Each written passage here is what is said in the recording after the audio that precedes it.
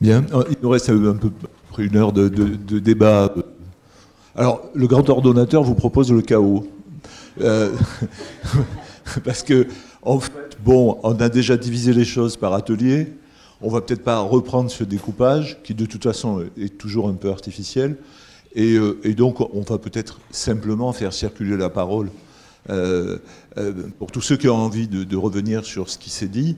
On n'a pas tous pu assister à tout, donc ce sera aussi le moyen de prendre un peu contact avec ce qui est dit dans des ateliers où on n'était pas. Juste peut-être de réflexion générale, si je peux me permettre. La première, c'est déjà... alors, nous, avec Bernard, on est des vieux de la vieille, alors on a vu beaucoup de JDP. On n'est vraiment pas notre première JDP. Et on se disait en aparté que celle-ci montre une maturation impressionnante quand même de la recherche dans le domaine du paysage. Moi, je dirais que comment les doctorants font avancer le paysage d'une façon générale, font avancer bien sûr la réflexion sur l'action, font avancer surtout, enfin, moi ce dont j'ai eu l'impression, c'est que grâce à vous, grâce aux doctorants, on voit maintenant de plus en plus nettement comment, quel sens social, culturel prend le paysage dans le contexte où on est aujourd'hui. À mon avis, c'est un contexte qui est marqué par parce qu'on pourrait appeler une double quête. On en parlait ce matin ici. C'est-à-dire une quête finalement de démocratisation de la construction de nos milieux existentiels, disons. Et puis une autre quête qu'on pourrait appeler, pour aller vite, celle de l'écologisation, mais en tout cas, on pourrait dire celle de la résolution des problèmes que nous pose le changement environnemental global. Donc, du point de vue de cette double quête, c'est là que, tout à coup, on commence vraiment à voir nettement se dessiner le sens d'une approche par le paysage de cette problématique de la démocratisation et de l'écologisation. Et on pourrait dire aussi que le paysage prend sens grâce à la recherche dans un contexte qui est aussi celui d'une véritable crise, enfin en tout cas c'est ce qui me semble ressortir de ce qu'on a entendu, mais celui d'une véritable crise des processus institutionnalisés qui ordonnent les pratiques du projet, les politiques aussi, en matière de paysage, et peut-être aussi d'ailleurs au-delà de ce domaine du paysage. Ça a été au cœur de certains débats ce matin, hier, cette crise de la manière dont est institutionnalisé ce processus. Donc voilà. Après, moi je suis arrivé là avec mon pessimisme habituel, parce que c'est vrai que quand on regarde l'ensemble des communications sur le papier, on peut avoir a priori un sentiment comme ça de choses un peu éclatées. On se dit, bon Dieu, on va sortir de là en sachant encore moins ce que c'est que le paysage qu'avant. Et en fait, ben non, en fait non. En fait, pour moi, mais je parle alors vraiment que pour moi, mais ça me fait, disons, un petit peu peut-être penser à des formulations justement de ce que de ce qu'on pourrait, comment dire, non pas véritablement de ce qu'on pourrait définir comme une recherche dans le domaine du paysage, en paysage, ou je ne sais pas comment il faut l'appeler, ou dans le paysage. Mais en tout cas, ce qui en est ressorti, c'est au moins une vision plus claire peut-être des enjeux de cette recherche, quoi. Alors de ce point de vue-là, moi j'ai quelque chose qui me vient à cause d'une discussion qu'il y a eu le premier matin. Damien Sens a cité... il n'est plus là, Damien, a cité une ethnologue sud-américaine qui s'appelle Marisol de la Cadena, pardon, qui a inventé, si on peut dire, ce concept du pas seulement cela. C'est-à-dire, elle dit, ceci est une montagne, mais pas seulement cela. Et moi, je trouve que c'est un excellent concept pour définir ce qu'est la recherche en paysage.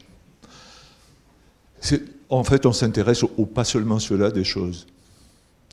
Et c'est revenu en filigrane, bon, grâce à toi, Emma, grâce à d'autres. Emma, bien sûr, Emma, oui, c'est bien ça. Voilà, grâce à d'autres aussi, cette idée-là, un peu en filigrane, dans pas mal de communications. On pourrait l'exprimer un peu à la manière aussi de ce peintre romantique du début du 19e siècle, qui est John Constable.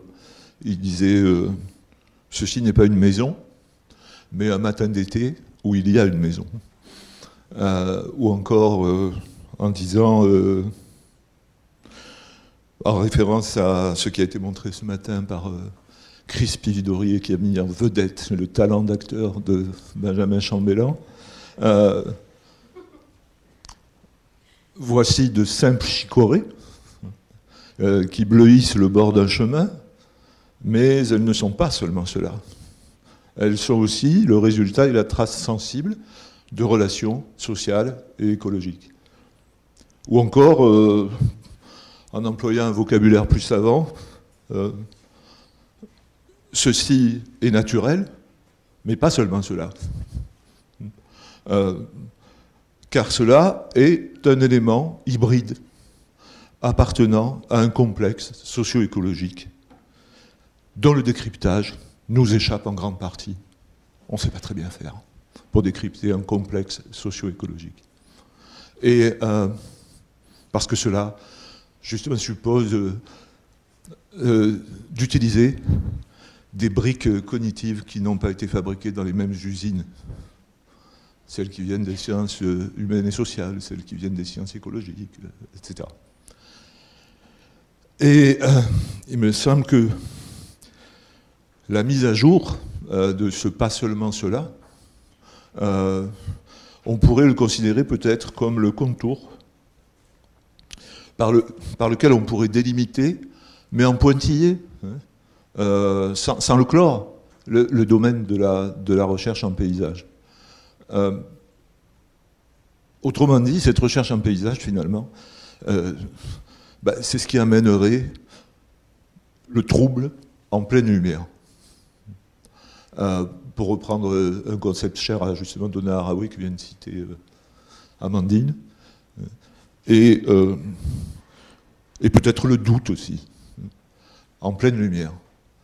Peut-être l'incertitude ou quelquefois notre incapacité à comprendre en pleine lumière. Voilà, bon, j'arrête mon prêche et je fais le porteur de micro.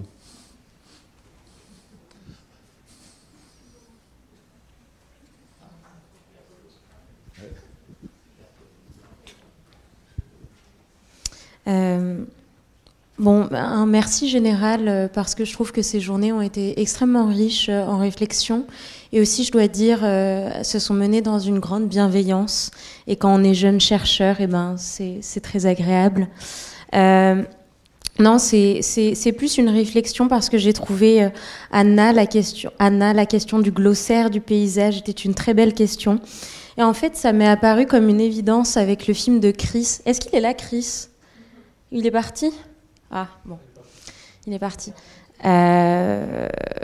Bon, le film de Chris était magnifique, je regrette de ne pas lui avoir dit en personne, mais il m'a fait réaliser à quel point le paysage se construit dans une relation de personne à personne. Et c'est ce que montrait ce film magnifiquement, c'est-à-dire qu'il y avait plusieurs regards qui se croisaient, à la fois celui de Chris, évidemment, en tant que caméraman, celui de Benjamin, celui aussi de son formateur dont il nous parlait dans l'interview, et aussi évidemment le nôtre. Et donc, ça m'a fait dire que peut-être un mot qui n'a pas été énoncé dans ces journées, c'est le mot d'intersubjectivité. C'est-à-dire que nous sommes capables de prendre en considération la pensée et la sensibilité d'autrui dans notre propre jugement. Et cette expérience intersubjective du paysage est, me semble-t-il, aussi ce qui nous conduit vers une éthique du paysage, parce que c'était le thème, justement, de l'intervention de Chris. Et voilà, je vous remercie, c'est plus une réflexion que je voulais vous faire. Dont je voulais vous faire. Tu es meilleur que moi pour les conclusions. Qui veut s'exprimer ? On t'a pas beaucoup entendu, Anne. Piège. Alors, je veux bien dire 2 mots de l'atelier de ce matin, parce que donc on était dans l'autre, là, on n'a pas vu le film, nous. Mais il y avait 4 propositions qui étaient extrêmement diverses. On se disait, bon, on va réussir à tricoter quelque chose. Il y avait donc une présentation sur le patrimoine dans la ville de Porto. Il y avait une présentation sur les politiques urbaines à hauteur d'enfants à Lille. Je fais vite, je rappelle pas vos noms, vous m'excuserez. Il y avait une présentation sur le paysage sous-marin et il y avait une présentation sur la gestion des inondations à N'Djamena. Donc vous voyez, c'était vraiment très très varié. Mais que j'ai trouvé extraordinaire, c'est que finalement, on a pu tisser plein de liens et à chaque fois, on essayait de poser des questions transversales. Et ils avaient tous les 4 quelque chose à dire. Et ce que j'ai trouvé intéressant aussi avec ces 4-là, c'est que chacun éclairait le paysage de manière un petit peu décalée, avec des éclairages de travers. Et à travers le patrimoine, à travers les enfants, à travers une vision depuis le Tchad, à travers une vision sous l'eau. Et à chaque fois, je trouvais que ça enrichissait encore notre regard sur le paysage.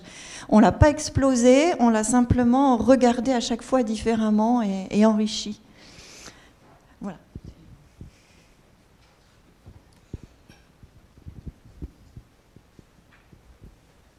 Philippe Volosine. C'était Ansgar pour l'enregistrement. Philippe Volosine. Oui, alors je voulais remercier tous ceux qui sont passés à la tribune et que j'ai pu, parce que je n'ai pas vu tout le monde. Je voulais remercier Serge aussi, pour son éloge paradigmatique de la complexité paysagère, puisqu'effectivement c'était un petit peu justement, à mon avis, cette fractalisation du regard sur les réalités et les interactions qui nous concernent et qui nous relient tous, hein, en quelque sorte. Et j'ai eu l'impression que la réflexion paysagère se situait quelque part ici entre Magritte et... Entre Magritte, ceci n'est pas une montagne. Ceci est une montagne, mais pas seulement cela. Donc peut-être autre chose. Et c'est là que tout démarre, en fin de compte. Et Georges Perec, puisqu'on parlait du terrain ce matin, donc je replace effectivement avec la tentative d'épuisement du lieu.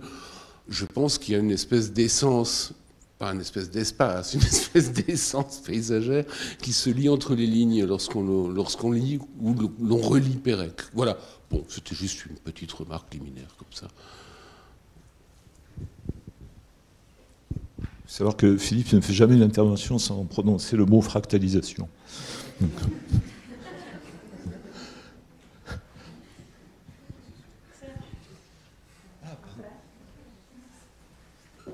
Merci. Je voudrais exprimer mes appréciations par rapport à des présentations depuis 2-3 jours et surtout sur un aspect que je trouve, c'est l'aspect innovant dans la méthodologie que j'ai pu témoigner depuis 2 jours. Donc, dans le travail, effectivement, hier, cet aspect innovatif qui était très en avance, à la fois sur la mobilisation des différents outils, à la fois sonore, vidéo, entretien, discours, enfin tout type expérimentation sur place. Et ça, vraiment, c'est quelque chose en termes de méthodologie. Je pense que ces journées est extrêmement utile et intéressant dans ce sens-là. Et pour les futurs, ou bien les jeunes doctorants. Et c'est vraiment quelque chose qui est à mettre en avant et aussi à apprécier. Et deuxième point, c'est que effectivement, la question du paysage ici, on a pu voir aussi dans le contexte de la France et aussi des approches présentées par les doctorants ici. Ça représente aussi une manière de travail en finesse, subtile, et de présenter, et on travaille très minutieux très attentif et aussi un temps vraiment investi par rapport à ces travaux.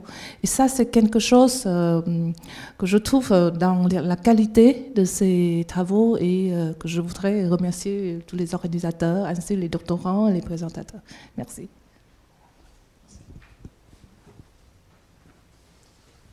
Catherine Groux.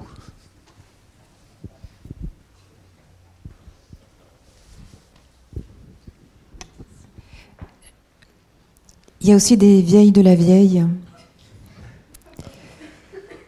Et je dirais la même chose, c'est-à-dire que c'était vraiment très très agréable de vous écouter, de discuter avec vous pendant ces 2 jours. Et c'est une très bonne année, je pense, dans vos échanges. Donc là, c'est vraiment assez formidable. J'espère que vous réseautez bien, profitez-en. Également, je voudrais, c'est-à-dire, il n'y a pas uniquement à mon sens la maturité, il y a également le fait que j'avais l'impression parfois, en particulier peut-être pour les premières ou deuxièmes journées doctorales, que les choses étaient un peu en addition, se juxtaposaient, puis c'était parfois un peu difficile de savoir comment est-ce que voilà, il y avait peut-être est-ce qu'il y avait même un commun en termes de paysage. Et il y a quand même quelque chose qui, me semble-t-il, se dessine dans vos échanges. Et dans ce que vous disiez, dans vos bibliographies, dans vos références, dans vos tentatives de méthodes, etc. Donc ça, je trouve que c'est extrêmement riche. Et je vous en remercie parce qu'on apprend beaucoup avec vous. Et je voudrais vraiment vous inciter à continuer. Parce que même si, après, il paraît que c'est parfois plus difficile de trouver quelque chose quand on est pluridisciplinaire, interdisciplinaire, qu'on ne se met pas dans des cases, je crois que l'avenir est absolument quand on se met en dehors des cases. Il faudra que ça explose. Donc, allez-y. Je suis pas du tout... Non, je suis pas révolutionnaire. Non, je crois qu'il y a une nécessité. Non, il y a une nécessité. On ne peut pas continuer comme ça. Et donc, enfin, c'est pas moi qui vais la lancer, la bombe. Mais pour revenir sur ça, c'est quelque chose qui est important, c'est-à-dire qu'on a pu s'entendre les uns les autres sur nos définitions, nos interprétations, et continuer de brasser. Sortez peut-être d'un champ disciplinaire qui va vous apporter vos outils, et ça va être très intéressant de travailler avec des outils de votre propre discipline, mais changez-les. Et revenez dans 2 ans à Lille.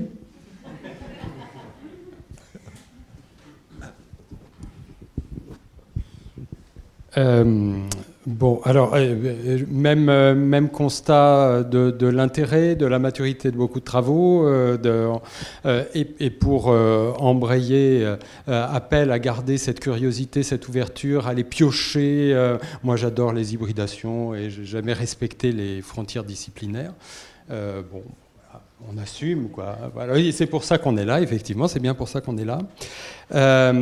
Alors, avec Claire Parrain, on a quand même pris un moment pour essayer de réfléchir à une synthèse de notre atelier qui n'a plus lieu d'être, mais du coup, je vais faire quand même une bricole. Non, mais on vient de se mettre d'accord. Alors, on avait préparé un truc qui faisait que 28 minutes, parce qu'il y avait 30 minutes pour tous les groupes, donc on prenait que 28 minutes. Je vais sabrer l'essentiel des 28 minutes, mais je vais juste garder 2 petites choses sur notre atelier qui était ce matin.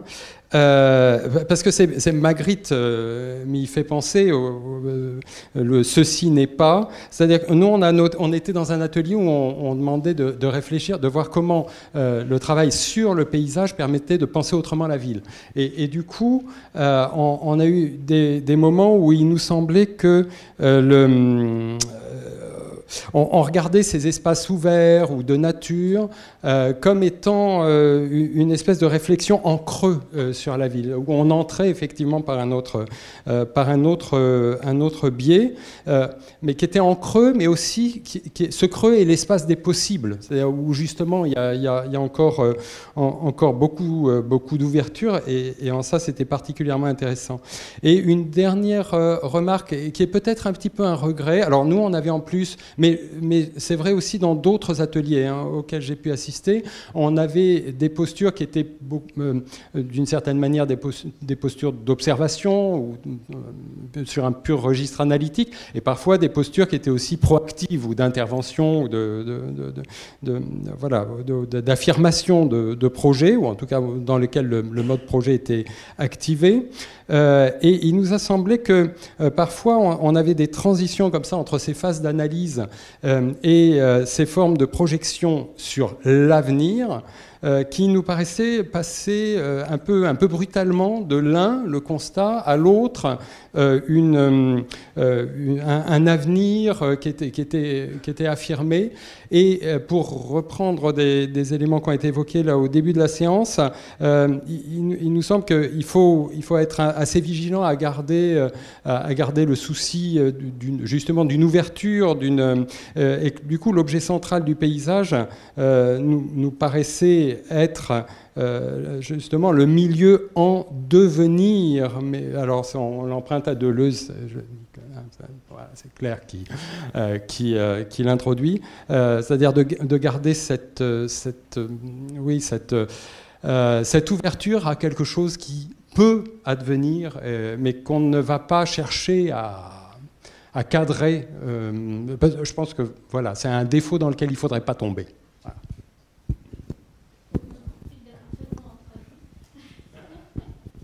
Oui, c'est pour ça peut-être on peut mettre le mot, peut-être on peut parler d'advenir, parce que ça évite la confusion avec le devenir au sens de l'utopie. Peut-être qu'on est sorti justement de cette vision-là, justement du projet, comme espèce d'horizon de devenir, alors qu'on cherche plutôt des advenirs que l'on observe au jour le jour, en quelque sorte.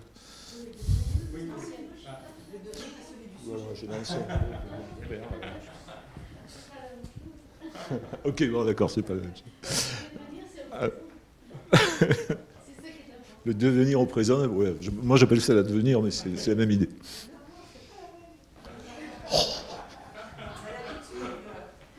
C'était Patrick Moquet pour l'enregistrement. Oui, merci. Je ne sais pas s'il y a Benjamin Chambellan. Oui. Alors, nous voulons partager quelques mots à propos de l'atelier 5 sur le savoir et les pratiques des paysagistes. Avant de tout, je voudrais remercier tout le monde parce que vraiment, je pense que nous avons eu la possibilité de partager des journées de réflexion sur les paysages, les projets des paysages et autres encore vraiment très riches. Mais à propos de l'atelier 5, je pense qu'il faut mettre en évidence qu'il y a eu deux thèmes qu'on a traversé les 4 présentations très différents, mais vraiment avec beaucoup d'entrelacements. Il y a deux thèmes qui se détachent avec une certaine vigueur, qui sont les valeurs fondamentales de l'expérience sur le terrain, sur lesquelles il n'y a pas de projet sans lequel il n'y a pas projet de paysage, il n'y a pas pédagogie avec les paysages et aussi il n'y a pas aucune possibilité, je pense, d'avancement de la pensée critique sur les paysages. Alors cette importance que tous les 4 intervenants ont posé sur cette question, qu'il faut être sur le terrain. Il y a une relation carnelle, émotive, sensible qui nous pouvons avoir avec le lieu en tant que paysage. Et puis l'autre thématique qui est sortie est les valeurs de la marche, soit comme dispositif pour lire les paysages, pour observer, mais je pense soit comme dispositif pour faire du projet pour les paysages. Alors, c'est une autre, je pense, catégorie de la pensée critique qui est très évidente et qui, je pense, a traversé tous les deux journées, les journées d'études. Cette idée qu'avec les mouvements dans les paysages, se promener, utiliser la marche, c'est fondamental pour reconnaître que les paysages vivants ne dépendent au fond d'aucune discipline, je pense, mais plutôt, comme a écrit quelqu'un, dépendent d'une indiscipline qui est réductible au grand partage. Et ça, c'est une autre thématique que je pense que c'est intéressant de partager. Et puis, je ne sais pas si Benjamin pouvait ajouter quelque chose. Oui, juste, on a quand même conclu sur le fait que, à travers cette question de la relation au terrain, la relation aux autres, les habitudes, il fallait quand même être attentif sur le fait que, quand bien même on passerait toute une vie, disons, sur un terrain, les logiques de domination pourraient encore être là. C'est pas parce que, en fait, ça suffit pas tout ça. Voilà, il faut garder en tête. Alors du coup, il y a certains qui travaillent sur les questions de l'éthique. Et c'est peut-être ramené à ça, c'est-à-dire qu'est-ce qu'on fait de tout ça, et d'être vigilant aux logiques de domination qui peuvent être encore présentes, quand bien même on y passerait toute sa vie. Voilà, donc ça c'était important, de ne pas idéaliser en fait non plus les logiques de terrain immersives, voilà, même avec peu on peut faire beaucoup et inversement. Hein, voilà, pour nous.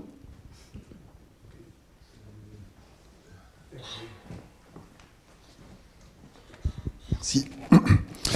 Moi, je voudrais souligner la passion, enfin l'engagement dont vous faites preuve pour présenter vos travaux. Moi, c'est ce qui m'a marqué. Et j'ai trouvé ça très beau, en fait, cet engagement-là. Et je pense que c'est la condition aussi pour la réussite de vos thèses respectives, pour ceux qui ne l'ont pas encore soutenu et complètement terminé la rédaction de leur thèse. On ne peut pas tenir 3 ans, voire 4, voire 5, sans être à ce point engagé et passionné par son sujet. Et donc ça, c'est assez rassurant. J'ai été marqué aussi, et ça a été dit, par la maturité de la réflexion. On sent une certaine assurance, finalement, assez étonnante, je trouve, sur ce sujet du paysage, vis-à-vis duquel on n'est pas, nous, je pense, toujours très assurés.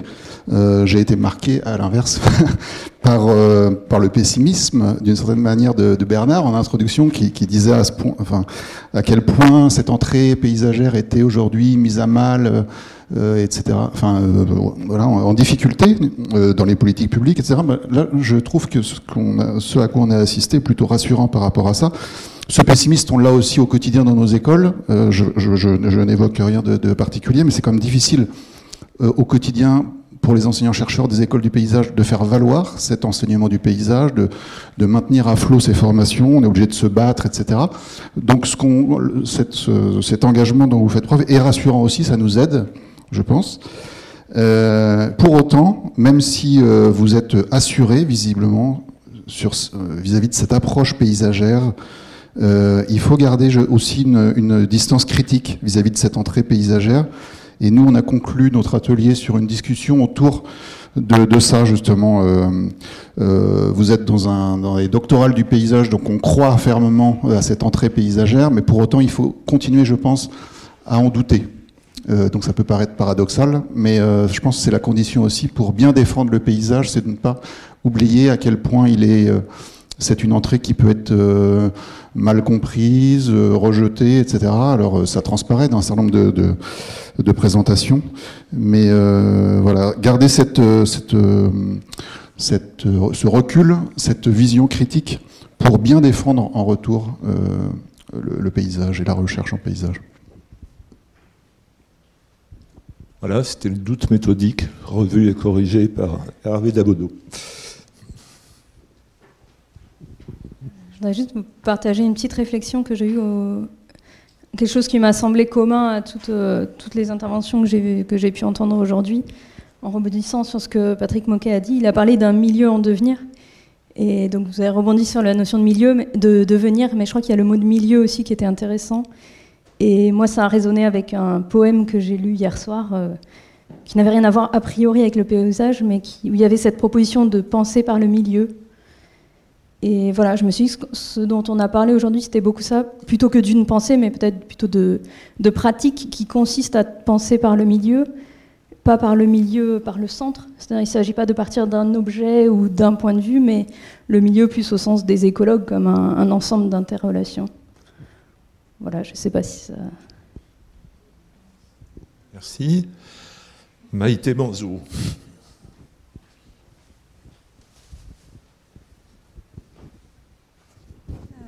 Merci.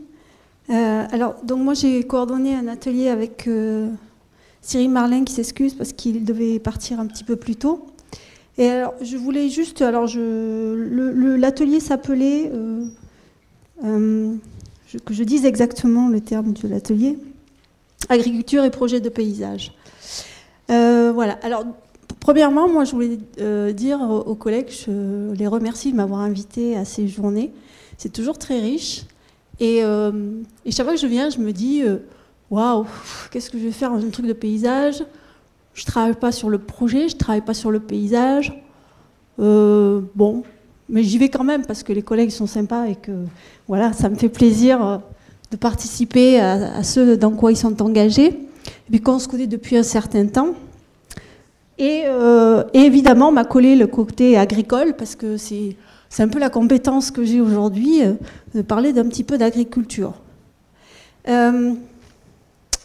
Mais en fait, ce que je me disais en écoutant les communications auxquelles j'ai pu assister, c'est que malgré peut-être que je suis peut-être un peu décalée, je suis géographe, bon, en fait, tout me parlait, tout m'intéressait, tout faisait sens pour moi.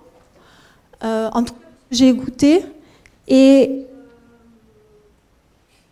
je me suis sentie comme un peu chez moi, comme bien accueillie, comme voilà, comme faisant partie un peu de la famille. Et ça, je trouve que c'est très important parce que pour moi, ça traduit quelque chose. Ça veut dire que effectivement, il y a cette pensée, le paysage amène à cette pensée forcément qui évite trop les frontières entre les disciplines, enfin qui essaie de passer au-delà, quoi, qui essaie de... Et en fait, toutes les références que vous donnez en permanence, ça passe de l'un à l'autre, etc. Et c'est très, très réconfortant, très, très stimulant, et moi j'ai plaisir à écouter toutes ces approches, et donc voilà, c'est mon sentiment général. Je trouvais ça effectivement très, très stimulant. Je pense qu'il y a vraiment cette démarche de passer les frontières en permanence et d'aller cueillir là où c'est important pour comprendre.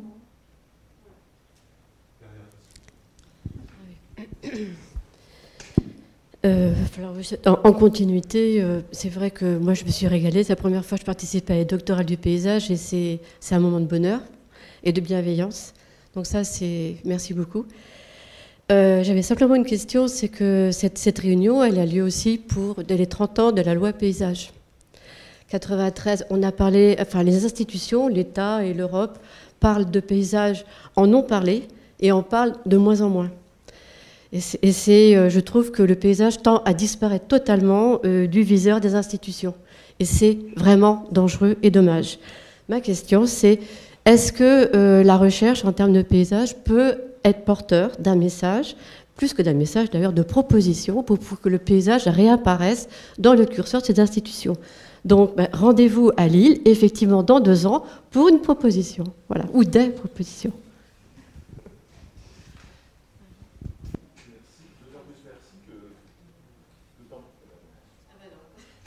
D'autant plus, voilà, je vais y arriver, que Bernard m'avait fait promettre de parler de ça et je ne l'ai pas fait.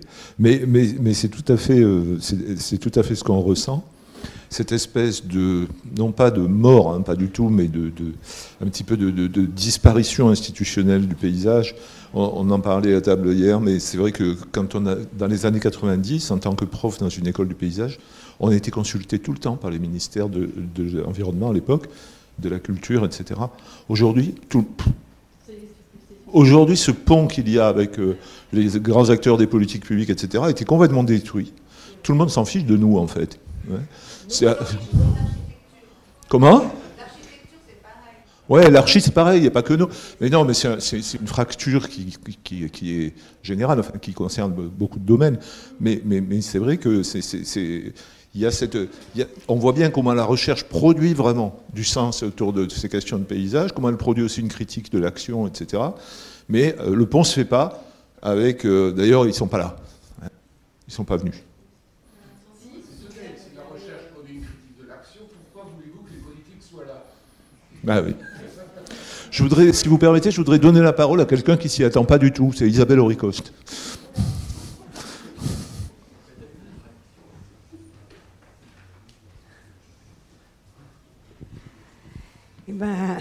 Bon. Non, je ne m'y attendais pas du tout, effectivement.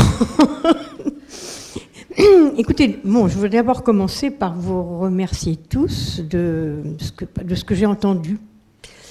Parce que je suis quand même beaucoup plus vieille que vous tous. Et je viens d'une époque où le paysage, c'était pas du tout ça. Quand on parlait de paysage, on parlait de rien de ce dont vous avez parlé pendant ces 2 jours. C'est-à-dire le paysage, c'était quelque chose qui était du domaine, oui, comme l'a dit, je crois que c'est Serge, de l'utopie en fait, c'est-à-dire de la projection d'une cité idéale, d'un lieu idéal qu'on installe en effaçant tout ce qu'il y avait avant. C'était un peu héritier de la tabula rasa que prônait la Charte d'Athènes, hein, les mouvements modernes en architecture, mais aussi tous les mouvements environnementaux, en particulier qui venant des États-Unis, qui visaient une espèce de renaturation un peu fantasmatique de tout ce qui avait été aménagé par l'homme. Et donc, on était dans un système où l'épaisseur d'un territoire, de n'importe quel territoire, l'épaisseur historique de tous les sens, de toutes les histoires possibles qui lui étaient advenues, n'était pas du tout prise en compte.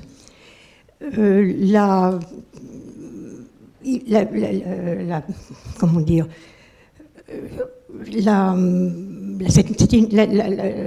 alors moi je suis paysagiste, concepteur comme on dit maintenant, mais donc j'ai enseigné aussi dans les écoles de paysage, et ce qu'on visait, c'est à former des spécialistes de cette reconstruction finalement. On était aussi un peu loin de l'après-guerre, mais pas si loin que ça, donc on était encore dans une dynamique de reconstruction, et c'est sidérant de voir, et moi ça m'épate, et je trouve ça extraordinaire, parce que je n'ai jamais vraiment adhéré à ces idées-là, de voir à quel point, à quelle évolution et quelle transformation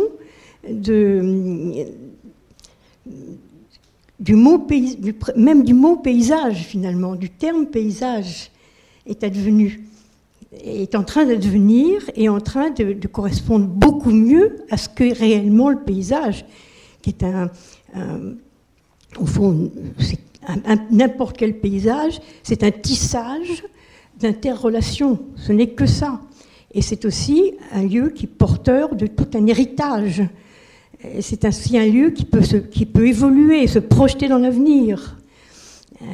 Chaque lieu a un paysage qui a toutes ces possibilités-là. Et là, je pense que ce que j'ai entendu aujourd'hui, hier, j'ai pas été dans tous les ateliers évidemment, mais ce que j'ai entendu en tout cas, mais j'ai lu les résumés, m'inspire une très grande, comment dire, je sens que c'est beaucoup plus juste, que c'est quelque chose des plus justes et qui est porteur des réponses que nous avons là tous en tant que citoyens, la responsabilité de donner aux enjeux actuels, hein, qui sont sociaux, climatiques, environnementaux, qui sont immenses. Et je pense que les paysagistes, justement, et les gens qui travaillent sur le paysage, qui ne sont pas des paysagistes, mais qui sont des chercheurs ou qui ont dans d'autres professions, ils ont cette capacité, justement, de comprendre, où sont les vrais problèmes, finalement, et comment on peut agir. Moi, mon métier, c'est d'agir. On m'a toujours, et je pense que les chercheurs, d'une certaine façon, ils agissent aussi, ils participent à l'action. Je pense qu'on ne peut pas faire une distinction aussi nette entre les chercheurs et ceux qui sont professionnellement, disons, plus dans l'action. Justement, ce qui est intéressant aussi, c'est qu'on voit très bien le passage qu'il y a entre les deux, le tissage aussi professionnel qui peut intervenir entre la dimension de tout ce peut apporter la recherche et tout ce que peut appeler toute l'expérience aussi de terrain que les professionnels de l'action peuvent aussi infuser dans la recherche, parce que ça pose des questions de positionnement finalement. Quel est une fois qu'on a dit tout ce qu'on a dit ces jours-ci, quelle attitude on a? Parce que quelle attitude on a quand on est confronté à des situations où il faut agir? Est-ce qu'on arrive en expert avec simplement une solution, déjà une idée de la solution, ou est-ce qu'on s'intègre dans une équipe? On s'intègre dans une... Alors j'ai deux images, j'en parlais ce matin avec quelqu'un, qui me paraissent très assez juste pour comprendre en fait comment on pourrait se situer idéalement dans une position. C'est celui d'une part des équipes de sport collectif, toutes les équipes de sport collectif, et c'est la meute de loups qui chasse en meute. Et ça veut dire que, à mon sens, ce que nous apporte aussi la notion de paysage, c'est que on a une place à jouer quelque part, mais en solidarité avec d'autres. Oui. Et chacun, et on n'est pas porteur de son propre message, on travaille en meute, d'une certaine façon. Voilà, et ça, je l'ai très très bien senti dans ce que j'ai entendu ces jours-ci, enfin ces 2 jours. Et c'est très encourageant, en fait, parce que je pense qu'il y a une évolution très forte, très évidente, de la manière dont on perçoit. Alors, effectivement, actuellement, les politiques publiques s'intéressent de moins en moins à ces questions-là, curieusement, parce que peut-être parce qu'elles ne correspondent pas à un schéma d'action, justement, qui est beaucoup plus normé, ou avec des compétences bien identifiées, avec des domaines d'action qui souvent ne sont pas coordonnés avec d'autres domaines d'action. Et c'est quand même là-dessus c'est ce qui se passe actuellement. Et donc on est complètement, finalement, à l'inverse de tout ça, et peut-être que soit on est mal compris, soit on fait peur, ce qui est possible, ce que je soupçonne un peu, qu'on fasse un peu peur. Mais voilà. Bon, en tout cas, je voudrais tous vous remercier parce que ça a été vraiment, vraiment intéressant pour moi. Merci d'avoir été là.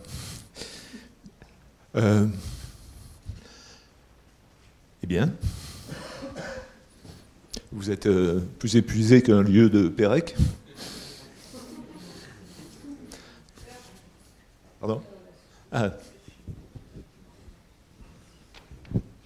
Oui, ben c'était pour faire aussi un petit retour de l'atelier 1 qu'on a aussi animé avec Sylvie, donc, qui s'intitulait Le paysage, une certaine idée de la nature. Et nous, ce qui nous a... Enfin, on a beaucoup apprécié les 3 interventions des doctorants, qui a aussi généré beaucoup d'échanges et... Au départ, c'était pas gagné dans la proposition en tout cas de regroupement qui était fait initialement. Et je dirais, comme dans toutes les sessions, il y a eu aussi des points communs de rencontres. Et nous, ce qui nous a marqué aussi dans cette session, c'est la composante temporelle, en fait, l'œuvre du temps qui traversait toutes les interventions, et surtout les événements, en fait, transformateurs, extrêmement... en tout cas qui pouvaient arriver à des degrés variables en termes d'intensité, de fréquence, de durée aussi dans le temps, et parfois dans des cas extrêmes de transformation assez brutale, en fait, d'un espace, et qui a amené une terminologie aussi assez forte, de perte du paysage de la catastrophe. Et ça, c'est vrai qu'avec Sylvie, ça nous a amené à nous replonger dans la postface que Georges Bertrand avait fait il y a 10 ans, aux 5e journée doctorale qui avait lieu ici même à Bordeaux et qui nous amenait à nous projeter dans que sera le paysage de demain. Et il nous disait de nous attendre à l'inattendu. Et c'est vrai que dans les échanges, en tout cas, ces événements perturbateurs ont été rediscutés dans une perspective d'évolution en fait, du paysage, ne pas forcément s'arrêter qu'à cette disparition. En tout cas, ce qui nous a amené à réfléchir, on s'est dit peut-être aussi qu'on devait être beaucoup plus attentif à ces moments de rupture, dans les trajectoires aussi des espaces en termes d'évolution, parce qu'elle permettait aussi de comprendre finalement les ruptures dans les relations au paysage, et qui sont aussi ce que vivent aujourd'hui les habitants de ces territoires, et comment aussi on peut amener à repenser ces relations dans une perspective d'avenir. Et donc les notions de régénération, de renouvellement aussi qui ont été discutées avec les imaginaires aussi qui peuvent être associés, donc on va dire des rétro-imaginaires, des anciens imaginaires qui réapparaissent, qui peuvent être renouvelés. Et puis après, c'est vrai qu'il y a eu une attention on va dire à la diversité disciplinaire, mais peut-être pour moi particulièrement qui suis écologue dans ce colloque, et puis Sylvie aussi qui touche de près les sciences environnementales. Nous, peut-être ce qu'on a relevé, c'est peut-être encore finalement cette dimension encore écologique qui reste en marge de ces journées doctorales. On sent qu'on se saisit des questions de paysage dans une écologie plus globale, donc ça je crois que c'est quand même bien présent, mais finalement cette question écologique, elle s'est élargie aux humanités environnementales dans les approches disciplinaires, mais elles ont du mal encore à venir rassembler les sciences du vivant, les sciences de l'environnement. Peut-être qu'aussi une entrée par l'écologie historique permettrait peut-être de renouer plus facilement avec ces questions d'écologie. Mais voilà, il y a aussi l'écologie des perturbations qui peut venir nous aider à réfléchir autrement ces questions de paysage. Il n'y a pas que l'écologie du paysage. En tout cas, je pense qu'on a encore un pas à faire du côté des sciences de l'environnement.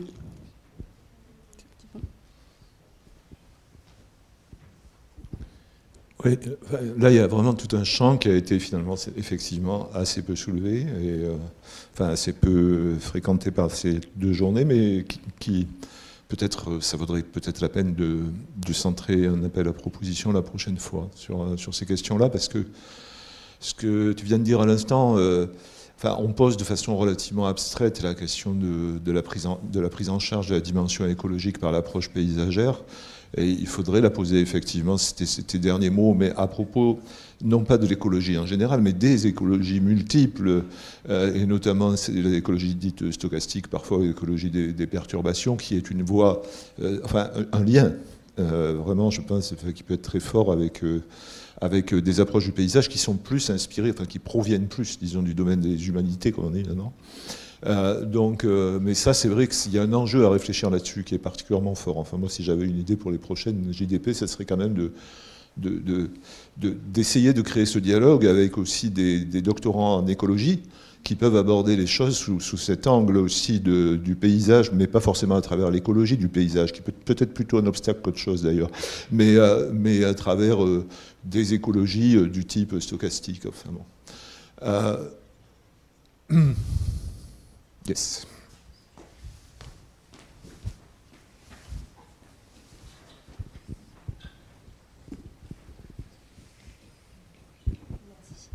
Merci Amélie Sénet, doctorante. Merci beaucoup pour tous ces échanges et ces journées. Je profite juste rapidement de la perche tendue sur des questions d'écologie et pour la question aussi de se saisir de la question agricole et des systèmes agricoles et de l'agronomie, qui est peut-être moins présente dans ces journées, mais qui, je pense, se questionne de plus en plus dans la question de paysagistes en agence ou de paysagistes qui ont des pratiques de conception ou de plans de paysage, par exemple, et avec, je pense, certains manques aussi dans cette question de se saisir de des systèmes agricoles et des questions agronomiques en lien avec les sciences de l'environnement. Donc s'il peut y avoir écologie et en lien avec agronomie, je pense que ça pourrait être intéressant. Merci beaucoup. Béatrice Collignon. Puisqu'on est dans les propositions et que j'ai rien à voir, enfin, j'ai beaucoup à dialoguer, beaucoup gagné à dialoguer avec les paysagistes, mais en fait, je pensais, comme vous parliez des questions agricoles, ceux qui étaient dans le bâtiment aujourd'hui, vous avez vu dans l'entrée vers l'amphi, et puis si vous êtes allé dans le couloir un peu plus loin, il y a une exposition de photographies. Et ces photographies, c'est une habilitation à diriger des recherches qui s'est soutenue, discutée ici il y a 10 jours par notre collègue Raphaël Schirmer sur les campagnes la nuit. Et avec la question d'appréhender la question des campagnes la nuit, est-ce que c'est un objet géographique? Et qu'est-ce qu'on peut faire? Est-ce que les appréhender par la photographie comme outil heuristique pour travailler cette question était pertinent? Et moi, je me dis que pour les paysagistes, travailler sur... alors, on a travaillé beaucoup sur la géographie de la nuit dans les villes, mais cette question des campagnes la nuit et justement de... ces différents éléments paysagers. Donc Raphaël, il propose, à travers ses photographies, il remobilise les concepts ou les notions, ou je ne sais pas si c'est des concepts ou des notions, mais en tout cas l'idée d'un adret et d'un UBAC pour décrypter et comprendre la construction de ces paysages, des campagnes la nuit. Donc je sais pas, moi je me dis que ce serait peut-être quelque chose à appréhender par les paysagistes.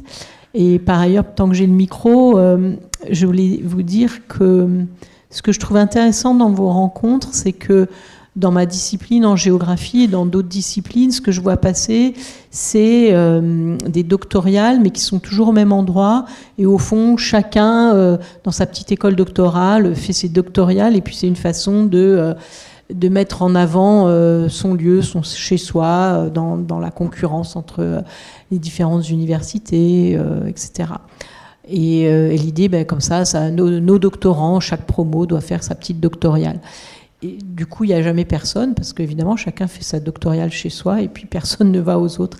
Et donc, je trouve très intéressant, j'avais à peu près compris, mais je n'avais pas complètement compris ça, cette circulation d'un lieu à un autre, cette dimension qui pourrait s'internationaliser, suggérer ma voisine, mais en tout cas de continuer à faire ces rencontres à un niveau qui ne soit pas juste le petit local. Et donc je suis par ailleurs très fière que l'école doctorale Montaigne Humanité ait contribué modestement à ces doctorats. Oui, nous, les chercheurs dans le domaine du paysage, on n'est pas aussi nombreux que les géographes. Les écoles du paysage, c'est tout petit, mais on va doucement, mais on fait la tortue. Donc, on est tous ensemble et puis on essaye de peser. Et c'est vrai que ces journées jouent un rôle particulièrement important, je pense, dans cette... Philippe, pas de fractal, c'est promis. Quand j'étais doctorant, ça fait un petit moment maintenant, je me souviens qu'il y avait des journées doctorales paysage et ambiance. Ça, c'était intéressant. Pourquoi? Parce qu'on discutait ensemble, évidemment, quoi. Enfin, il y a forcément une filiation évidente, je dirais, entre le paysage, l'ambiance. Enfin, c'est la même chose, quoi, quelque part. Enfin, c'est la même. Bon. Vous voyez ce que je veux dire. En tout cas, ça avait l'intérêt, je veux dire, de mobiliser, je dirais, enfin, c'était pas vraiment deux communautés scientifiques, c'en était une, mais qui avait des sujets un petit peu particuliers, quoi, qui polarisés, on va dire, voilà. Et comme vous voyez, comme vous le savez, deux polarisations, ça fait des effets de moirage qui peuvent être intéressants, c'est-à-dire découvrir des terrains de recherche inexplorés, pourquoi pas, ou inimaginés. Et c'est peut-être ça qui est intéressant, quoi. Dans le mix, je dirais, dans un éventuel mix des écoles, enfin des doctoriales, pas des écoles doctorales, mais des doctoriales. Voilà, cette petite remarque. Je ne sais plus pourquoi ça se fait plus. Je ne sais plus qui est à l'origine de la non-décision de faire ces mélanges d'écoles doctorales. Mais voilà, c'était juste une remarque liminaire. Bah, en tout cas, nous, on mixe déjà beaucoup autour du paysage. Mais ok, mais je pense que peut-être on peut arrêter. Qu'est-ce que vous en pensez? Ou on peut mettre 3 points de suspension, non? Vous m'avez l'air un peu effondré. Donc... Ah oui, et dernier mot à Bernard. C'est pas pour avoir le dernier mot. Non, mais pour vous rappeler les 3 suites, enfin 2 suites annoncées en introduction, donc mise en vidéo des différentes communications, courant janvier par Teddy. On vous demandera peut-être, parce qu'on n'a pas pratiquement demandé les autorisations, voilà, on fera circuler. Deuxième suite, c'est la mise en texte voilà, pour publication d'un projet de paysage. On vous enverra un petit rappel à ce propos avec un échéancier. Et puis, voilà, une 3e suite qui n'était pas annoncée en introduction, dont on a discuté. L'idée, notamment à travers le travail qu'ont fait les animateurs, que je remercie, de recueil aussi des différentes paroles, donc du coup des comptes rendus qui sont derrière, essayer de faire un petit texte de synthèse qui introduira voilà, ou une postface qui sera mise sur la publication d'un projet de paysage. Donc du coup, je vous ressolliciterai, chers animateurs et animatrices. Et voilà. Merci à vous tous.